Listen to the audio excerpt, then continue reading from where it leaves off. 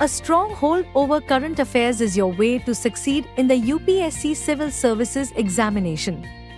Brace yourself and get detailed coverage of relevant news both nationally and internationally. With the monthly current affairs revision program starting from 26th October at 5 p.m. Enroll today and elevate your current affairs knowledge with comprehensive coverage of current affairs compiled through relevant sources such as the Hindu Indian Express, Economic Times, PIB Yojana, and others. Expert support and personalized mentoring. Comprehensive assessment through MCQs and mains-oriented questions.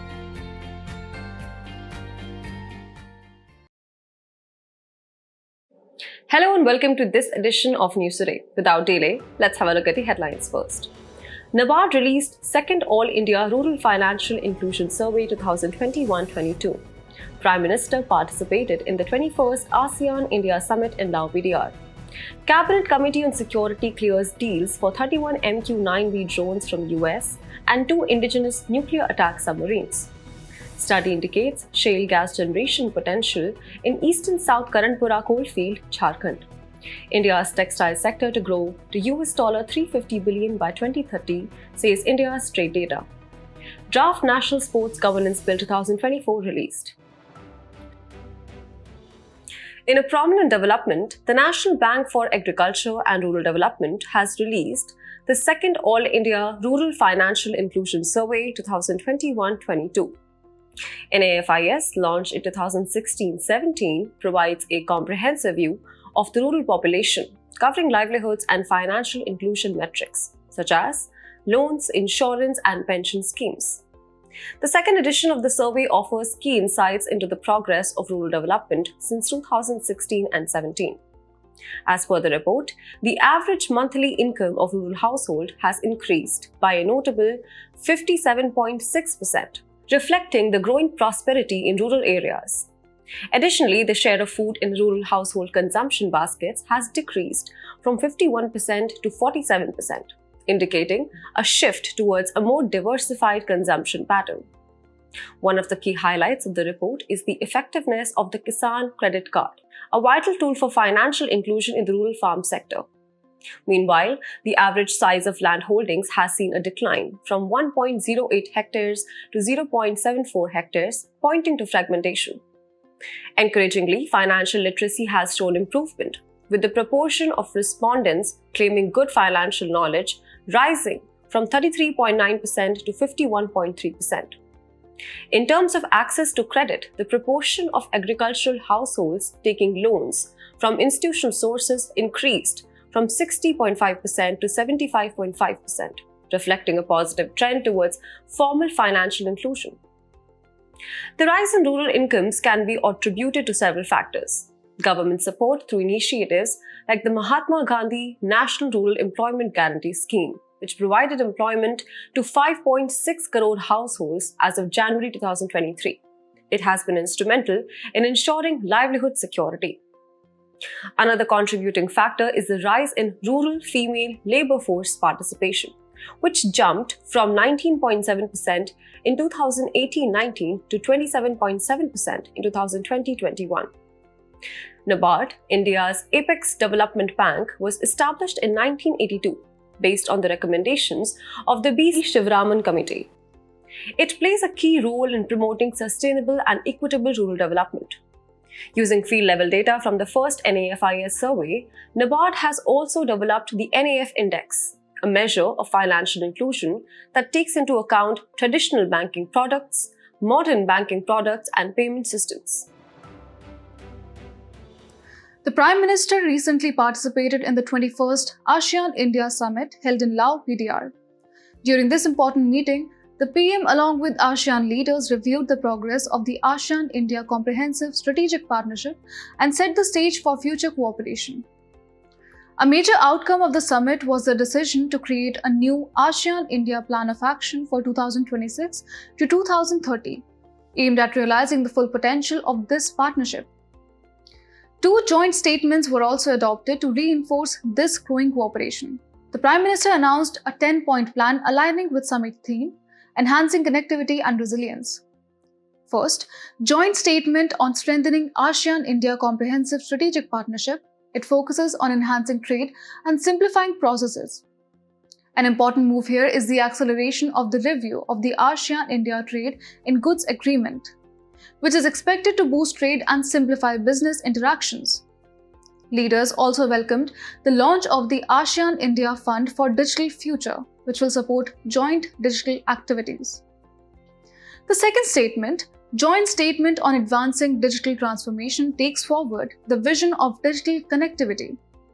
It emphasizes the collaboration on digital public infrastructure or DPI to share best practices in DPI development, implement joint initiatives for regional integration, and address challenges in health, etc. Next, financial technology explore collaboration on cross-border payment systems through innovative digital solutions. And lastly, cybersecurity solutions to enhance cybersecurity cooperation for the digital economy and welcomed the ASEAN-India Track 1 Cyber Policy Dialogue. During the summit, the Prime Minister also introduced a 10-point plan that aligns with the theme of enhancing connectivity and resilience. Key announcements include celebrating 2025 as the ASEAN-India Year of Tourism and marking the decade of the Act East policy through various people-centric initiatives. He also emphasized a review of the ASEAN-India Trade in Goods Agreement by 2025. Now, let's quickly touch upon what ASEAN is and its significance to India. It was established in 1967 in Bangkok with the signing of the ASEAN Declaration, Bangkok Declaration by 5 members. Presently, it has 10 members. For India, ASEAN is crucial not just for economic and trade relations, accounting for 11% of India's global trade, but also for convergence with Indo-Pacific strategy. ASEAN is a crucial component of India's Act East policy and its Indo-Pacific strategy. Connectivity projects like the Kaladan Multimodal Transport Project and the India-Myanmar-Thailand Trilateral Highway further strengthen these ties. In a major move to bolster India's defense capabilities, the Cabinet Committee on Security has approved 2 significant deals: the procurement of 31 MQ-9B drones from the US and the indigenous construction of 2 nuclear-powered attack submarines, or SSNs. These developments mark a key step in enhancing India's military prowess across both aerial and naval domains. The MQ-9B drones, known for their high altitude and long endurance, are designed for surveillance, reconnaissance, and precision strike missions. These unmanned aerial vehicles can fly for up to 40 hours via satellite and target enemies on land, at sea, and in the air. The deal includes 2 variants: 16 Sky Guardian drones for the Indian Army and Air Force, and 15 Sea Guardian drones for the Navy's maritime operations. This acquisition will significantly boost India's surveillance capabilities, especially in sensitive areas like the line of actual control with China. It aligns with India's broader defense modernization strategy aimed at enhancing its military posture in the Indo-Pacific region, and further deepens the defense partnership between India and the US. On the naval front, the indigenous construction of 2 nuclear-powered attack submarines, or SSNs, is another crucial step. These submarines are designed for anti-submarine warfare, anti-surface ship operations, and intelligence gathering. Armed with torpedoes and cruise missiles, SSNs are known for their speed, stealth, and ability to remain underwater for extended periods. Wrapping up, let's also address the significance of this deal. It will strengthen India's deterrence and operational capabilities, boosting underwater combat effectiveness. It will also bolster indigenous defense manufacturing under Make in India initiative. A new study indicates promising shale gas generation potential in the eastern South Karanpura coalfield, located in Jharkhand. This research was carried out by scientists from the Birbal Sahni Institute of Paleosciences in Lucknow, which is an autonomous institution of the Department of Science and Technology. It said that the potential for hydrocarbon generation within a source rock is largely determined by the concentration of organic matter. So what is shale gas and why is it significant? Shale gas is a form of natural gas, primarily composed of methane, found deep underground in shale rock formations. Extraction of this gas is done through a process known as hydraulic fracturing or fracking. This method involves injecting high-pressure water, sand, and chemicals into the rock to release the gas trapped within. Interestingly, one of the key ingredients used in this extraction process is gum from the cluster bean or guar seed. It helps in ensuring the smooth flow of the gas during fracking. Now, shale itself is a fine-grained sedimentary rock formed over time from the compaction of materials like clay, silt, mud, and organic matter. These shales are typically found in Asian seas, river deltas, lakes, and lagoons, and can be present both on Earth's surface and deep underground. On the policy front, the Indian government has taken significant steps to encourage shale gas exploration. One of the key initiatives is the Hydrocarbon Exploration and Licensing Policy launched in 2016. This policy provides a uniform licensing regime that covers both conventional and unconventional energy sources, including shale gas. In addition, public sector undertakings like ONGC and Oil India Limited have been granted permission to explore shale gas within their existing oil and gas blocks. Furthermore, the government has also laid out guidelines for environmental management during shale gas and oil exploration, ensuring that extraction is done sustainably and responsibly. India's textile sector is poised for significant growth, with projections to expand $350 billion by 2030. Recent trade data shows a remarkable 11% year-on-year growth in the export of ready-made garments of all textiles, underscoring the sector's potential. Factors for growth of textile industry include end-to-end value chain capability, strong raw material base, large export footprint, and vibrant and rapidly expanding domestic market.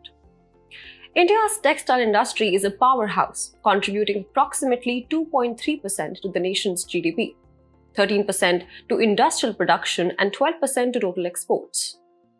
With a 4% share in global textile trade, India stands as the third largest exporter of textiles and apparel in the world, as per the Ministry of Textile's annual report for 2022-23. The sector also plays a vital role in employment. It is second largest employer in the country, providing direct employment to 45 million people and 100 million people in elite industries. However, the industry is not without its challenges. First and foremost, competition from low-cost countries like China and Vietnam create pressure on Indian market.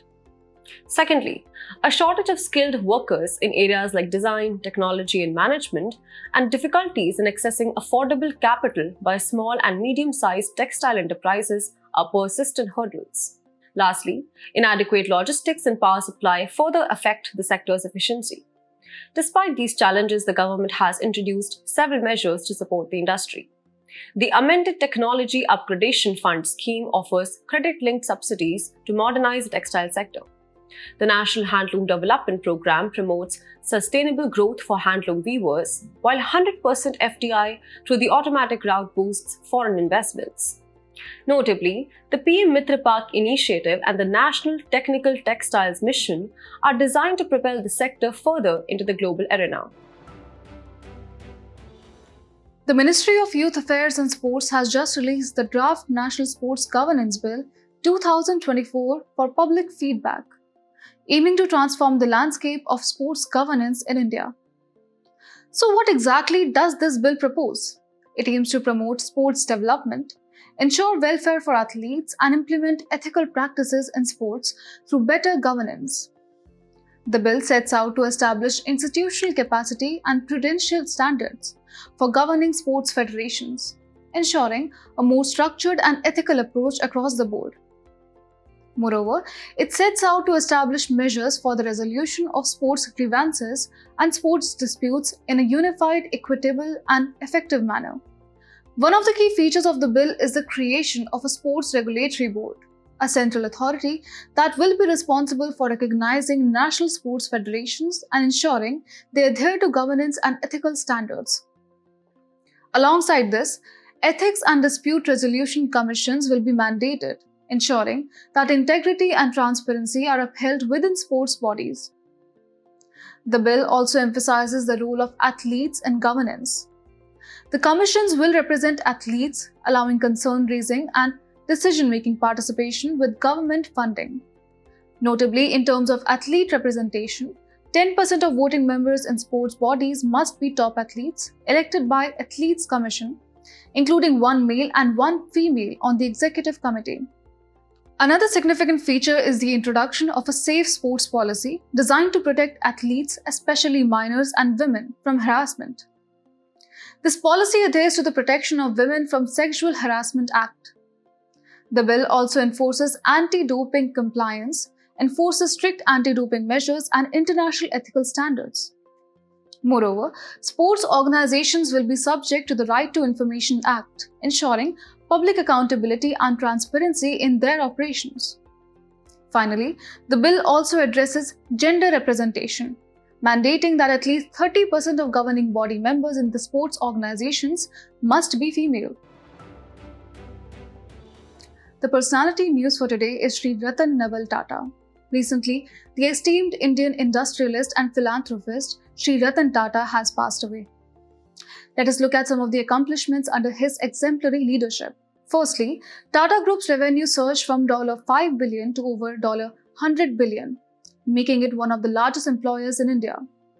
He also launched Tata Nano to provide affordable, safe transportation for millions, creating the world's most economical car. Moreover, PETA India awarded Tata Motors Cow-Friendly Future Award for using vegan interiors in its Avinya concept car, promoting animal and environmental protection. For his achievements, he was awarded with Padma Bhushan in 2000, Padma Vibhushan in 2008, Ernst and Young Entrepreneur of Year Lifetime Achievement 2013, and more.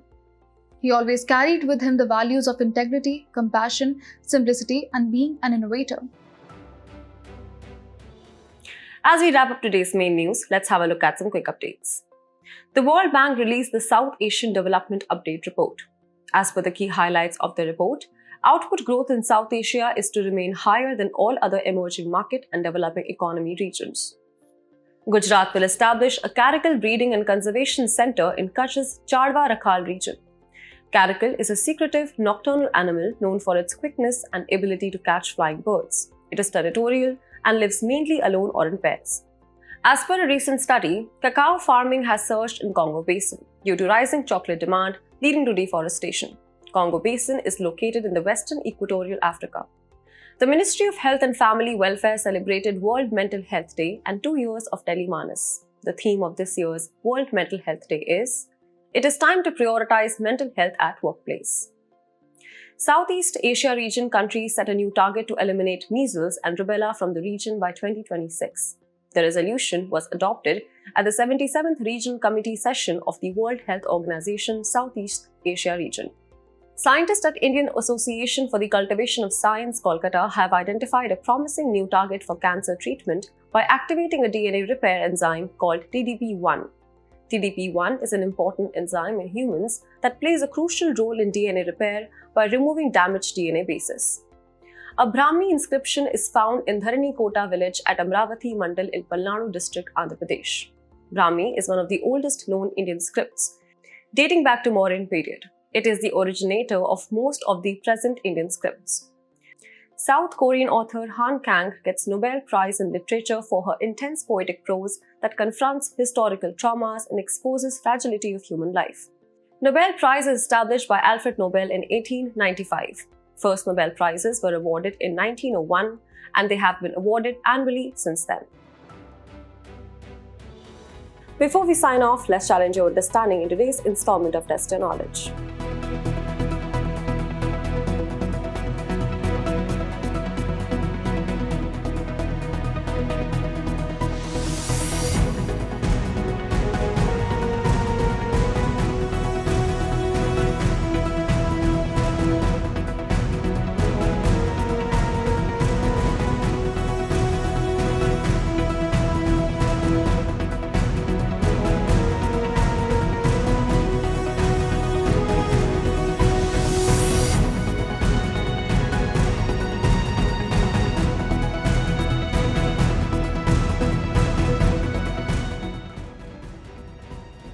Thank you for joining us. We hope you found this episode of News Today engaging.